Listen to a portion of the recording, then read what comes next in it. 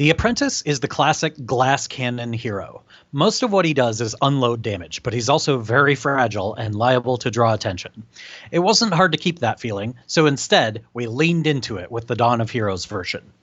At the same time, we did find a couple of things to improve with how the Apprentice plays. One of the key things we wanted for the Apprentice was a sense that the various element keywords, ice, fire, earth, air, are always important. This is one of the ways that we can make the hero feel more like his intended flavor. The Apprentice is already strong, but an apprentice who manages the elements well is even stronger. Let's take a look at Arcane Lance as an example. The previous version was strong, but we've increased its potential power by tying an effect to the other cards you've already played this turn. It costs more now because of that, but it is almost certainly worth it if you can get even one extra target. You may also notice that it's a free action now.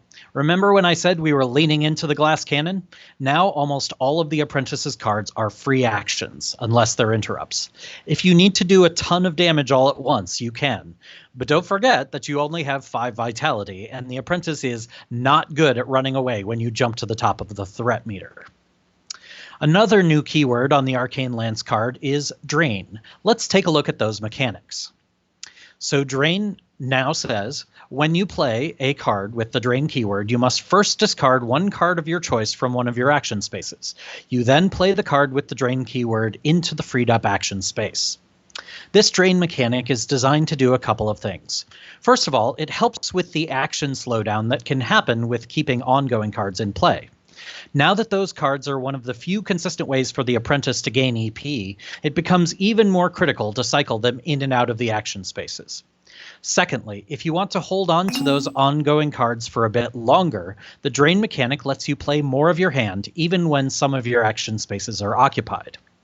On top of hand and action management, Drain cards work interestingly with the elements, because you'll have to weigh whether you want to keep a less optimal card in your action space just because it has the right elements for the Drain attack you're playing right now.